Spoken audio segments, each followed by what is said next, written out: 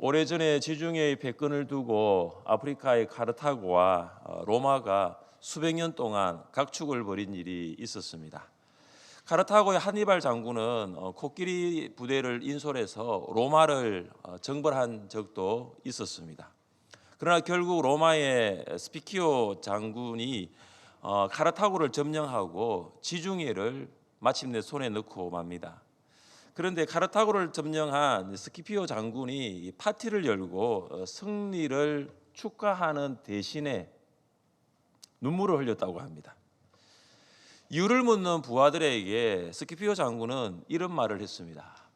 오늘 카르타고가 무너진 것처럼 언젠가는 우리 로마도 무너질 것을 생각하면서 운다.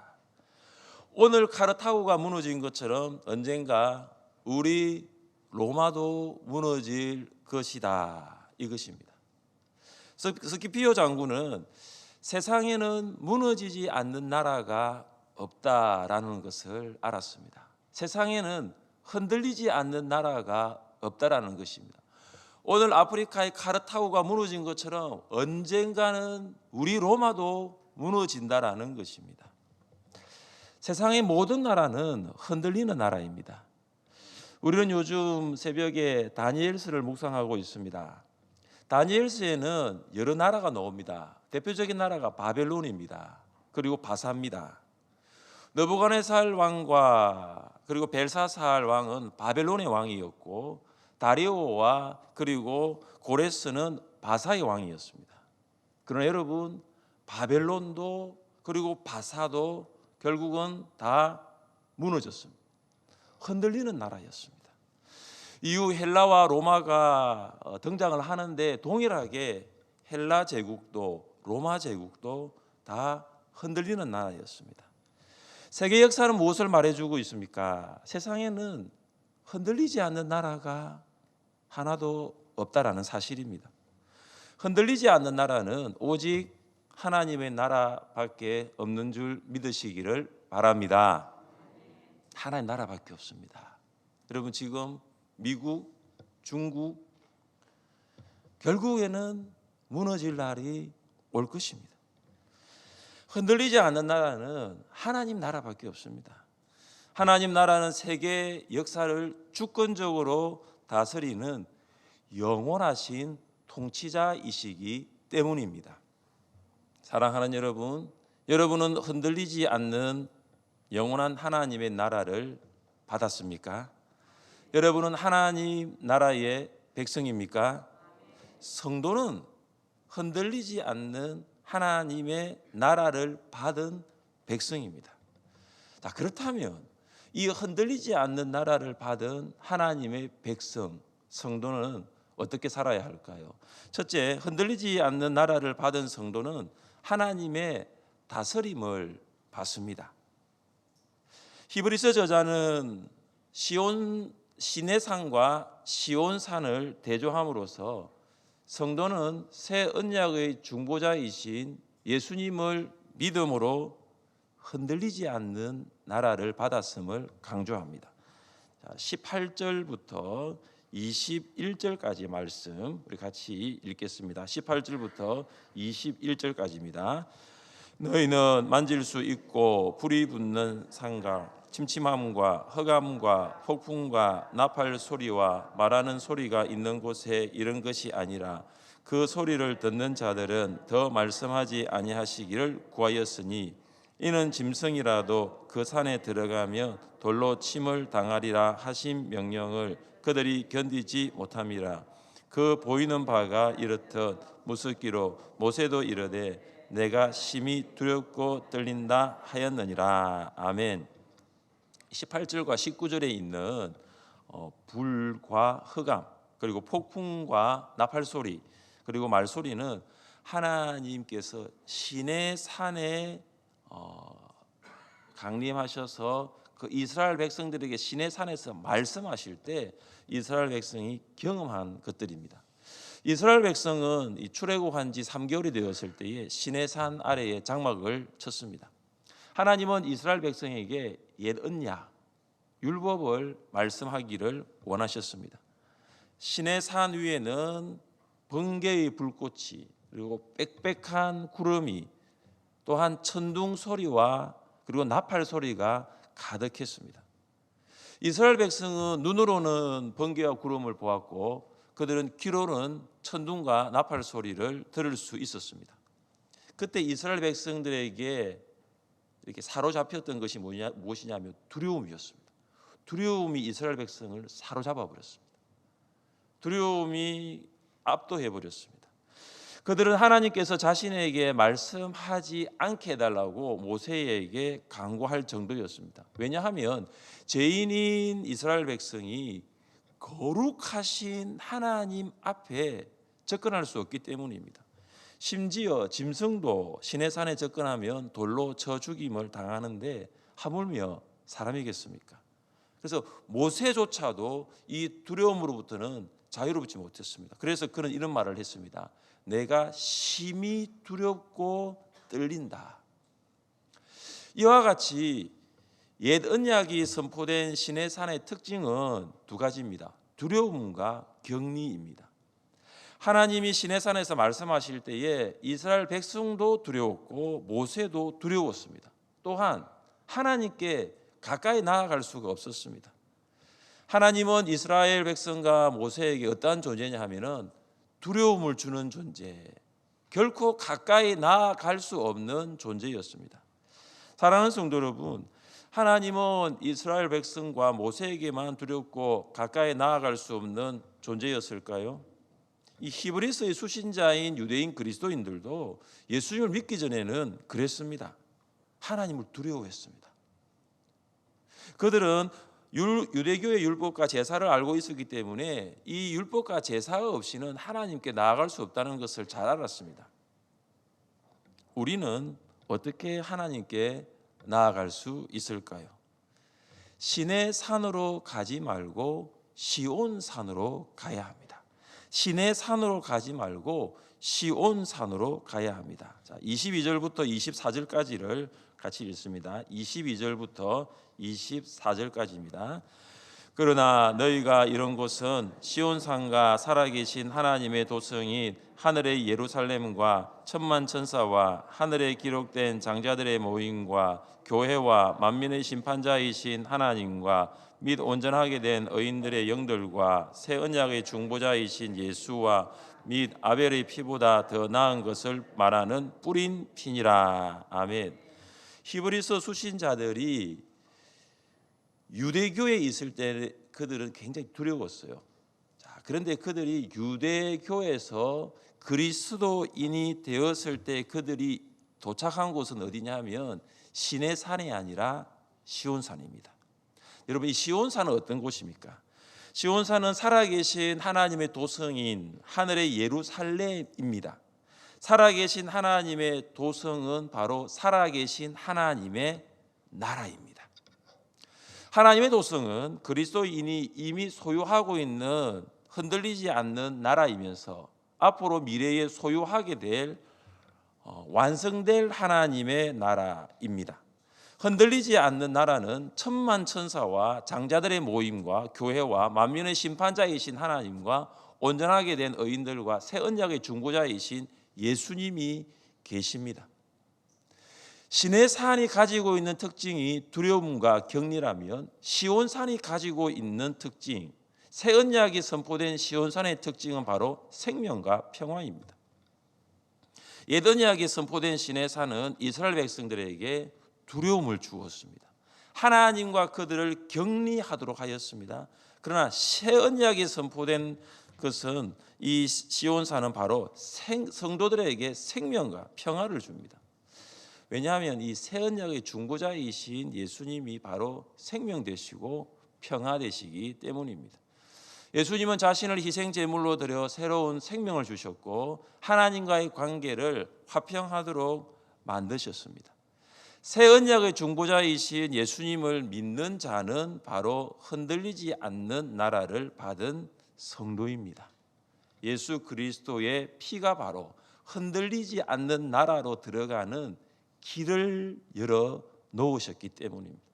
그래서 바로 예수 그리스도는 흔들리지 않는 나라로 들어가는 유일한 길이 되십니다. 사랑하는 성도 여러분, 여러분은 흔들리지 않는 나라를 받으셨습니까? 여러분은 살아계시고 역사하시는 하나님의 나라의 백성이 되었습니까? 하나님은 나라를 다스리고 우리는 하나님의 다스리심을 받는 백성입니다. 왜냐하면 하나님은 왕이시기 때문입니다. 왕이 나라를 다스리고 백성이 왕의 다스림을 받는 것은 지극히 상식적입니다. 다윗은 이스라엘의 왕이었지만 그는 하나님을 왕으로 고백했습니다. 다윗은 이렇게 노래했습니다. 우리 같이 한번 읽어보겠습니다. 문들아 너희 머리를 들지어다. 영원한 문들아 들릴지어다. 영광의 왕이 누구시냐? 강하고 능한 여호와시요 전쟁에 능한 여호와시로다. 아멘. 다윗은 마음의 문을 열고 하나님을 왕으로 영접했습니다. 그는 수많은 전쟁에서 하나님의 대적을 이기는 강하고 능한 왕이심을 경험했습니다. 하나님은 블레셋의 다곤, 모압의 그모스, 그리고 암몬의 밀곰을 이기는 전쟁에 능한 왕이셨습니다. 그래서 다윗은 하나님을 영광의 왕으로, 하나님을 전쟁에서 승리하는 강하고 능하신 왕으로 고백한 것입니다. 사랑하는 성도 여러분, 영적 전쟁에서 승리하기를 원하십니까? 그렇다면 마음의 문을 활짝 열고 예수님을 나의 왕으로 영접하시기를 바랍니다. 우리가 마음의 문을 연다면 예수님은 우리 안에 들어오셔서 우리를 다스리시는 우리의 왕이 되어 주실 줄 믿습니다. 예수님은 부활하심으로 사망과 마귀의 권세를 이기셨습니다. 우리는 영적 전쟁에 승리할 수 없지만 왕이신 예수님의 다스리심을 받을 때 우리는 승리할 수 있음을 믿습니다. 흔들리지 않는 나라를 받은 성도는 바로 예수님의 다스리심을 받습니다. 한 주간의 삶을 돌아보십시다. 예수님이 나의 왕으로 오셔서 얼마나 나의 생각을 다스려 주시고 나의 말과 행동을 다스려 주시고 나의 습관과 인격을 다스려 주셨는지를 한번 생각해 봅시다. 우리의 생각과 말과 행동과 습관과 인격에는 왕이신 예수님의 다스리심의 흔적이 얼마나 있는가를 한번 돌아보십시다. 흔들리지 않는 나라를 받은 성도로 사시기를 주님의 이름으로 축복합니다. 둘째, 흔들리지 않는 나라를 받은 성도는 하나님께 감사를 드립니다. 시내산과 시온산의 대조는 이제 땅과 하늘의 대조로 이어집니다. 이스라엘 백성은 시내산에서 땅에서 경고하시는 하나님의 말씀을 들었지만 성도는 시내산이 아니라 시온산에서 하늘에서 경고하시는 말씀을 듣습니다. 26절입니다. 그때에는 그 소리가 땅을 진동하였거니와 이제는 약속하여 이르시되 내가 또 한 번 땅만 아니라 하늘도 진동하리라 하셨느니라. 하나님께서는 시내산에서는 땅만 진동시켰어요. 그러나 하나님께서 시온산에서는 땅뿐만 아니라 하늘도 진동시키십니다. 하나님께서 시내산에서 이스라엘 백성들에게 율법을 말씀하실 때 그때는 땅이 흔들렸어요. 지진이 일어난 거죠. 이제 하나님께서 시온산에서는 성도들에게 말씀하실 때 땅도 흔들릴 뿐만 아니라 하늘도 흔들립니다. 이것은 학개 선지자를 통한 예언의 성취이기도 합니다. 우리 같이 한번 읽어보겠습니다. 만군의 여호와가 이같이 말하노라. 조금 있으며 내가 하늘과 땅과 바다와 육지를 진동시킬 것이요 또한 모든 나라를 진동시킬 것이며 모든 나라의 보배가 이르리니 내가 이 성전에 영광이 충만하게 하리라. 만군의 여호와의 말이니라. 아멘. 학개의 예언은 종말에 일어날 하나님의 심판을 말하고 있습니다. 예수님이 재림하실 때에는 하나님께서 땅도 진동시키십니다. 그리고 하늘도 진동시키십니다. 예수님의 재림 때는 땅과 하늘이 진동할 것입니다. 그때 세상 사람들은 하나님의 심판을 두려워할 것입니다. 그러나 그때 성도들은 하나님의 영광을 볼 것입니다. 하나님의 영광에 참여하게 될 것입니다. 하나님의 영광을 목도하게 될 것입니다. 왜냐하면 예수님께서 왕으로 오셔서 세상을 흔드시고 그 다음 흔들리지 않는 나라를 세우시기 때문입니다.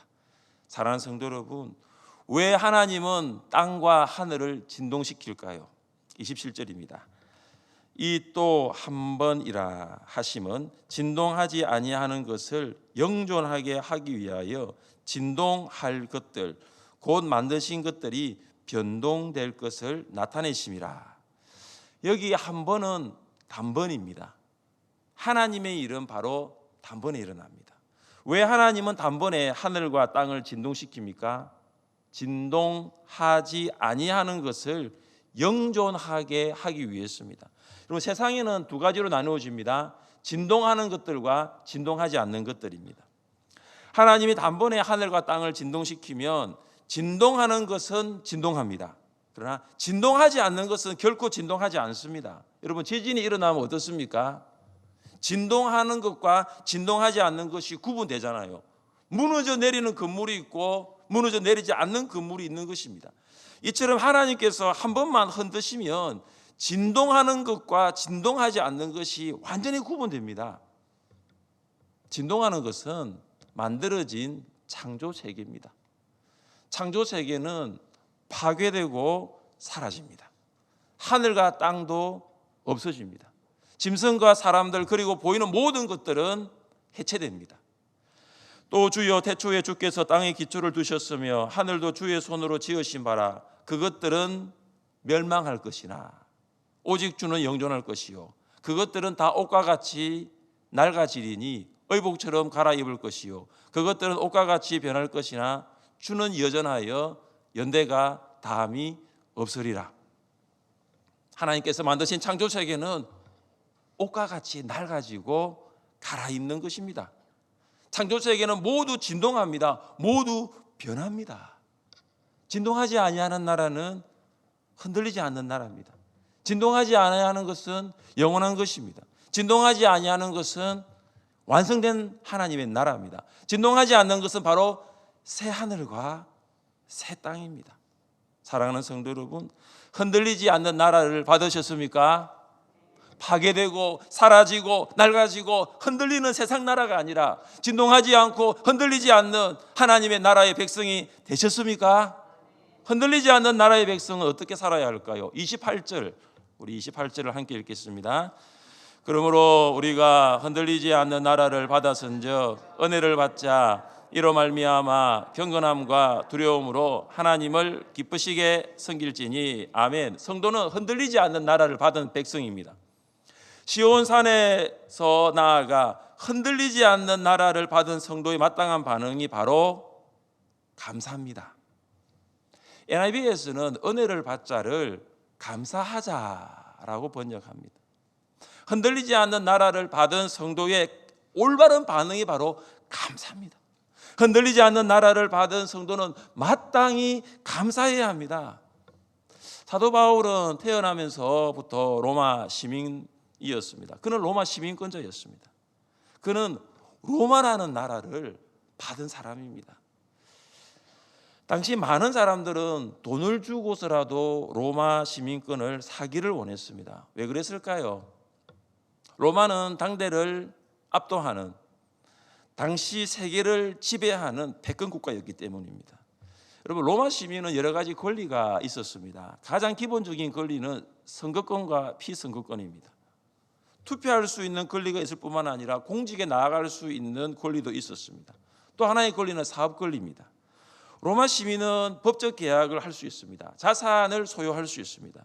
또한 로마 시민은 재판을 받을 수 있고 로마 시민을 고문하거나 채찍질할 수는 없었습니다. 그리고 또 한 가지, 로마 황제는 로마 시민권자들에게 이런 문구가 적힌 통행증을 발급해 주었다라고 합니다. 로마 시민이 가지고 있는 통행증에는 이런 문구가 있었습니다. 만약 땅이나 바다에서 이 통행증을 가진 사람을 해치라고 하는 사람이 있다면 당신이 로마 황제와 전쟁을 할 만큼 강한지 생각해 보시기를 바랍니다. 이게 무슨 말입니까? 이 사람 건들면 바로 로마 황제를 건드리는 것과 같다라는 거죠. 이 사람 건들면 로마 황제가 가만히 있지 않겠다는 거예요. 로마의 정치가 키케로가 이런 말을 했습니다. 로마 시민들을 결박하고 채찍질하는 것은 무조건 범죄나 다름이 없다. 이것이 로마 시민이었습니다. 그러나 바울은 내가 로마 시민이 된 것보다 천국 시민 된 것을 감사한다고 했습니다. 그의 고백입니다. 우리의 시민권은 하늘에 있는지라. 사랑하는 성도 여러분, 흔들리지 않는 나라, 하나님 나라의 시민 되었습니까? 감사하는 표현입니다. 노래는 부를 때까지 노래가 아니고 종은 울릴 때까지 종이 아니라고 말하지 않습니까? 감사가 마찬가지입니다. 감사는 표현될 때까지는 감사가 아니에요. 여러분, 말로 감사해 보십시오. 기도로 감사를 표현해 보십시오. 찬양으로 감사를 표현해 보십시오. 여러분, 물질로 감사를 표현해 보십시오. 내가 예배의 자리로 놓으면서 내가 하나님 나라의 백성 된 것을 인해서, 내가 하나님 나라의 성도된 것을 인해서 감사해 보신 적 있습니까? 우리가 감사해야 할 분명한 이유가 무엇입니까? 흔들리지 않는 나라, 진동하지 않는 나라, 영원한 하나님의 나라의 백성이기 때문입니다. 마지막 세 번째, 흔들리지 않는 나라를 받은 성도는 하나님께 예배를 드립니다. 우리 한 번 더 28절을 읽어보겠습니다. 28절입니다. 그러므로 우리가 흔들리지 않는 나라를 받았은즉 은혜를 받자. 이로 말미암아 경건함과 두려움으로 하나님을 기쁘시게 섬길지니. 아멘. 하나님을 섬기는 것은 곧 하나님께 예배드리는 것입니다. 신의 산의 옛 언약 아래에서는 제사장만이 하나님께 직접 나아가 예배를 드릴 수 있었다면, 시온산의 새 언약의 중보자이신 예수를 믿는 성도는 그 성도가 바로 직접 하나님께 나아가 예배할 수 있습니다. 흔들리지 않는 나라를 받은 성도는 하나님께 예배드립니다. 하나님께 예배드릴 성도가 갖춰야 할 태도가 두 가지가 있는데, 그것이 바로 경건함과 두려움입니다. 왜 우리가 경건함과 두려움으로 하나님을 예배해야 할까요? 경건함과 두려움은 하나님이 가지고 계신 본질적인 특징이기 때문입니다. 성경에는 하나님께서 시내산에 강림하실 때의 모습을 어떻게 묘사하고 있습니까? 이렇게 묘사하고 있습니다. 시내산의 연기가 자욱하니 여호와께서 불 가운데서 거기 강림하심이라. 그 연기가 온기 가마 연기같이 떠오르고 온 산이 크게 진동하며. 하나님은 시내산에 어떻게 강림하십니까? 경건함과 두려운 모습으로 강림하십니다. 시내산에서 이스라엘 백성이 경건함과 두려움으로 예배를 드렸습니다. 시내산에서 이스라엘 백성이 경건함과 두려움으로 예배를 드렸다면, 시온산에서 하나님을 예배하는 성도는 마땅히 경건함과 두려움으로 예배해야 되지 않을까요? 사랑하는 성도 여러분, 우리 예배를 한번 봅시다. 우리 예배를 한번 돌아봅시다. 우리의 이 예배에는 경건함과 두려움이 있습니까? 나의 예배의 자세를 돌아봅시다. 오늘 나는 경건함과 두려움으로 하나님을 예배하고 있습니까? 우리는 하나님을 생각할 때 하나님은 사랑과 자비가 풍성하신 분, 하나님은 은혜와 긍휼이 한이 없으신 분으로 잘 알고 있습니다. 네, 맞습니다. 하나님 사랑과 자비와 은혜와 긍휼이 풍성하신 분입니다. 그러나 그것이 하나님의 모두는 아닙니다. 하나님은 거룩하신 분이십니다. 하나님은 우리가 감히 부를 수 없는 이름이고, 하나님은 우리가 감히 가까이 갈 수 없는 분이십니다. 우리가 하나님을 부르며 가까이 나아갈 수 있다는 것은 은혜입니다. 네, 은혜 맞습니다. 이거는 정말 은혜입니다. 그렇다고 하여 우리의 예배 모습이 너무 편안하여 졸음이 오거나 너무 안일하여 거룩하지 아니하면은 안 되는 것입니다. 우리는 경건함과 두려움으로 하나님을 예배드려야 합니다. 왜 우리가 경건함과 두려움으로 하나님을 예배드려야 할까요? 마지막 29절이죠. 우리 하나님은 소멸하는 불이심이라. 우리가 경건함과 두려움으로 하나님을 예배해야 되는 이유가 바로 우리 하나님은 태워 없애버리시는 불이십니다. 불은 하나님의 심판입니다. 하나님은 옛 언약 아래서나 새 언약 아래서나 동일하게 공의로 심판하시는 분이십니다. 하나님은 우리를 사랑하십니다. 하나님 우리를 사랑하시면서도 하나님 우리를 공의로 심판하시는 분이십니다. 하나님은 두려움과 경건함 없이 예배드리는 것을 결코 용납하지 않습니다. 물론 하나님은 인내하면서 기다리십니다. 예배에 있어서 하나님의 임계점이 있어요. 임계점, 하나님의 한계가 있다는 거예요. 여러분 성경을 잘 보십시오. 하나님을 두려움과 경건함 없이 예배한 결과가 어땠습니까? 성경을 읽어보시면 여러분 압니다. 나답과 아비후가 하나님이 정하지 않은 불로 제사를 드렸을 때에 그들의 마지막이 어떠하였습니까? 저는 이런 면에서 비대면 예배는 정말로 하나님의 임계점을 넘을 수 있는 예배의 잘못된 형태라고 봅니다. 정말로 비대면 예배는 그래요. 비대면 예배의 경건함과 두려움은 정말 없습니다. 대면 예배도 마찬가지일 수 있습니다. 대면 예배에서 지각하신 분, 대면 예배에서 예배에 집중하지 않는 분에게 과연 이 경건함과 두려움이 있습니까? 경건함과 두려움이 점점 더 사라지고 있어요. 경건함과 두려움이 점점 더 무너지고 있는 것이 요즘의 예배입니다. 흔들리지 않는 나라를 받은 성도라면 어떻게 예배해야 됩니까? 경건하게 예배해야 됩니다. 두려움으로 하나님을 예배해야 됩니다. 사랑하는 성도 여러분, 우리는 흔들리지 않는 나라, 하나님의 나라를 받은 성도입니다. 그렇다면 흔들리지 않는 나라를 받은 성도는 흔들리는 나라를 받은 사람들과는 구별되어져야 합니다. 하나님의 다스리심을 받고 하나님께 감사하며 하나님을 경건함과 두려움으로 예배하시기를 바랍니다. 이제 우리는 다시 세상 나라 안으로 들어갑니다. 다시 우리는 세상으로 나아갑니다. 그곳에서 흔들리지 않는 나라의 성도답게 살아가는 여러분 되시기를 주님의 이름으로 축복합니다. 우리 자리에 함께 일어나 찬양하겠습니다.